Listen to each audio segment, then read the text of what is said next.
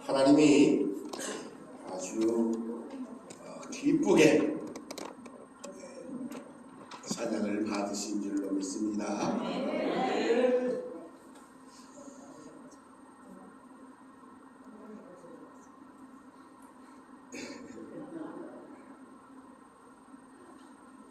다른 교회 가서 예배 드릴 때 보면 이렇게 목사님이 강단에 올라오면 다 저를 쳐다봐. 그런데 어떤 교회에서는 목사님을 쳐다보고 자기들끼리 얘기해.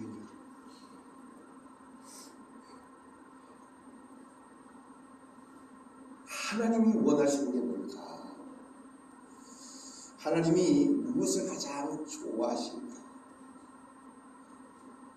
모든 사람이 아마 마찬가지인 것 같아요.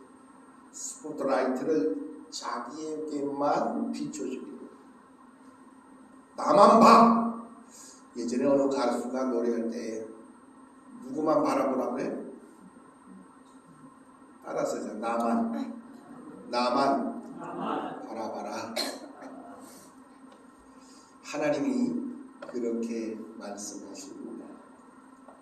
오늘 하나님의 말씀 속에서 에스겔서에서 가장 우리가 또 잘 아는 말씀이 오늘 본문의 말씀이고 잘 알려진 그러한 내용입니다. 정말로 이제 가망 없고 절망하고 소망 없었던 이스라엘의 모습입니다. 바로 오늘 그 모습이 말씀 속에 이제는 많은 뼈로 이렇게 보여지고 있음을 보게 됩니다. 이스라엘은 바벨론의 침공을 통해서 이제는 나라를 몽땅 다 빼앗겨 버렸습니다. 그때가 이제는 여호야긴 왕 때였습니다. 이 여호야긴 왕이 18살에 왕이 되어졌는데 18살이면 유리 어디 갔어? 유리 몇 살이지? 13살이지. 유리보다 5살 많은 사람이 왕이 됐어. 정환이 몇 살이지? 5인가 6인가는 또 뭐야? 정환이보다도 훨씬 어린 사람이 왕이 됐어. 그러니 18살밖에 안 되는 사람이 왕이 돼서 나라를 제대로 과연 다스릴 수 있을까? 별로 없대. 다스리지 못한다. 3개월이 지났는데 이제 바벨론에서 공격해서 쳐들어옵니다. 예루살렘 성이 함락되었고 이제 많은 사람들이 끌려가고 있습니다. 열왕기하 24장에 보면 성경은 이렇게 그때를 말씀합니다. 여호야긴 왕이 될 때에 18세라 예루살렘에서 석 달간 다스립니다. 그의 어머니 이름은 그러면서 성경은 이렇게 말씀합니다. 그때에 바벨론 왕 느부갓네살이 신복들을 예루살렘으로 올라와서 그 성을 에워쌉니다. 신복들이 예루살렘을 또한 에워쌀 때에 바벨론 왕 느부갓네살도 그 성에 이뤘고 유다 왕 여호야긴도 어머니와 신복과 지도자들 내시들과 함께 바벨론 왕에게 나아가 왕이 잡게 됩니다. 그래서 모든 사람들을 다 끌고 갑니다. 그뿐만 아니라 성전의 모든 보물, 황금 보물들을 다 집어냅니다. 이스라엘의 왕 솔로몬의 때에 만들었던 것들, 곧 여호와의 성전의 은것들을 다 파괴하니 여호와의 말씀과 같이 되어졌다고 기록합니다. 예루살렘의 모든 장인들, 대장장이들을 사로잡아갔고 또 비천한 자 외에는 그 땅에 남은 자가 없었다고 성경은 이렇게 증거합니다. 용사들 7,000명과 장인들과 대장장이 1,000명과 곧 용감하고 싸움을 할 만한 모든 자들을 바벨론 왕이 바벨론으로 사로잡아가고 바벨론 왕이 또 여호야긴의 숙부 마따니아를 대신하여 왕으로 삼아서 그 이름을 붙여서 시드기야라고 이렇게 불러죠. 이스라엘의 형편은 정말로 아무것도 남지 않은 그러한 모습으로 이제는 전락하게 되는 것입니다. 왕도 그 외의 모든 사람들이 다 끌려갑니다. 정말로 이스라엘 백성들의 삶에 용기와 희망이 있으리 만무합니다. 고국에 남겨졌던 그들조차도 비천한 자들 외에는 땅에 남은 자가 없다고 말할 만큼 모든 삶의 용기와 희망이 다 사라져버리고 말았습니다. 그래서 성경은 이러한 이스라엘의 모습을 마른 뼈라고 그렇게 이제는 절망적인 상태임을 말씀 속에서 말씀하고 있습니다. 말씀 가운데 보니까 성경은 또 이렇게 우리들에게 말씀 속에서 말합니다. 나는 그 뼈가 사방으로 지나가게 하시기로 본즉 그 골짜기 지면에 뼈가 심이 많고 아주 말랐더라 라고 이렇게 말씀합니다. 뼈들이 널브러졌는데 그 뼈들이 아주 말랐다라고 이렇게 성경은 말씀하고 있음을 보게 됩니다. 마른 뼈, 이것은 정말로 이들은 아무런 희망과 소망이 없는 그 모습을 우리들에게 보여주고 있습니다. 완전한 절망과 회복 불가능의 상태를 가르쳐 주고 있습니다. 이제 이런 뼈들이 널브러진 그 골짜기, 에스겔을 데리고 그곳에 가셔서 주님은 여호와 하나님은 그에게 가서 묻습니다. 그가 내게 이르시되 인자야 이 뼈들이 능히 살 수 있겠느냐 하시기로 내가 대답하되 주 여호와여 주께서 아시나이다. 질문하겠습니다. 여러분들이 생각할 때에 여기저기 골짜기에 마른 뼈가 널브러져 있는데 과연 그 뼈들이 살아날 수 있을까? 하나님이 여러분들에게 물으신다면 무엇이라고 대답하시겠습니까?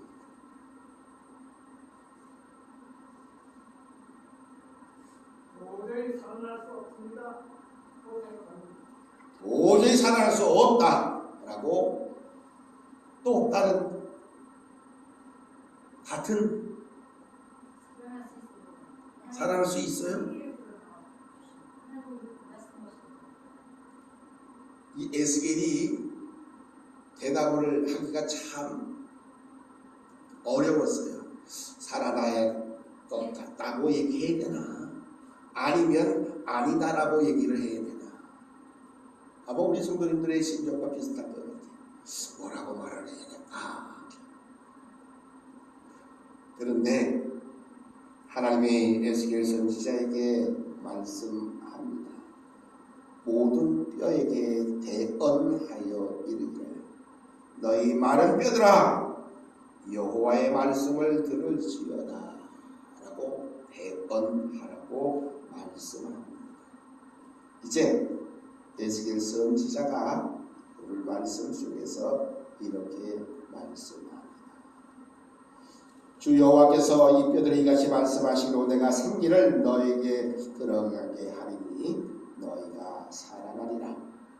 너희 위에 힘줄을 두고 살을 입히고 가죽이 덮이고 너희 속에 생기를 넣으리니 너희가 살아나리라.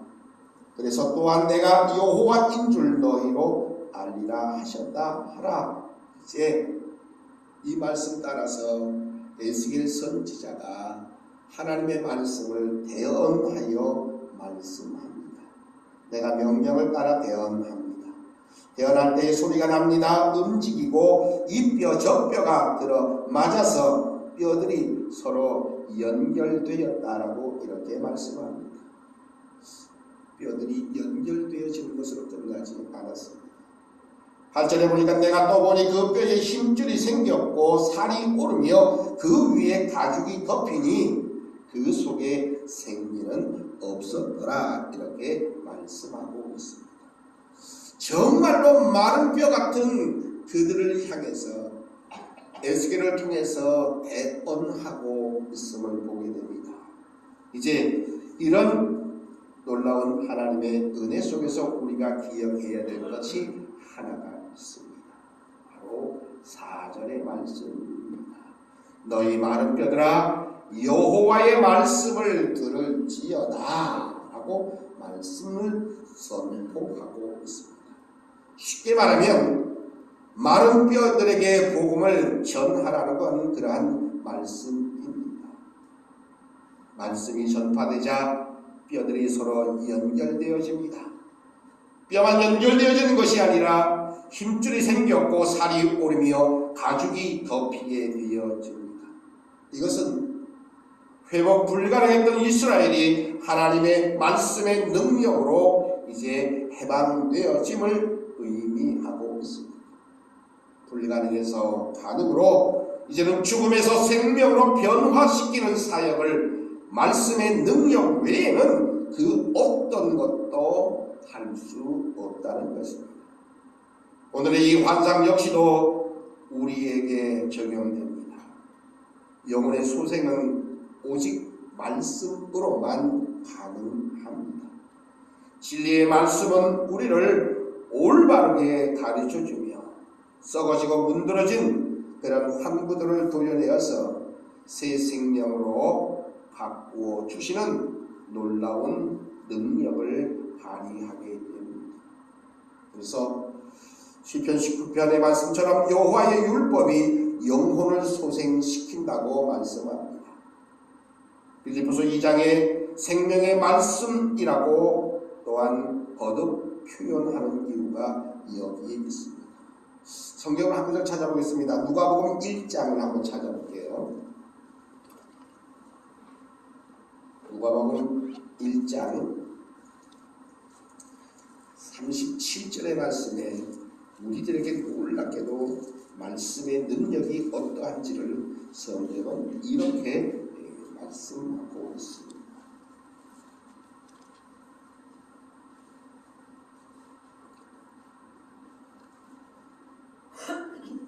누가복음 1장 찾으셨나요? 37절의 말씀을 함께 묵용합니다. 시작. 대저 하나님의 모든 말씀은 능하지 못하심이 없느니라. 아멘. 말씀 속에서 마른 뼈들이 또한 살아나지 못할 것 같은 불가능한 것들이 이제 말씀이 대연되어지고 말씀이 선포되어질 때에 이 뼈 저 뼈가 맞춰졌을 뿐만 아니라 힘줄이 생겨났고 살이 오르며 가죽이 덮여지는 놀라운 능력의 역사가 나타나고 있음을 보게 됩니다. 그런데 오늘 하나님의 말씀 가운데 8절에는 이렇게 말씀합니다. 내가 또 보니 그 뼈에 힘줄이 생기고 살이 오르며 그 위에 가죽이 덮이나 그 속에 생기는 없더라. 성경은 이렇게 증거해주고 있음을 보게 됩니다. 말씀을 접한 뼈들이 아직까지 생기가 없다고 그렇게 묘사하고 있음을 보게 됩니다.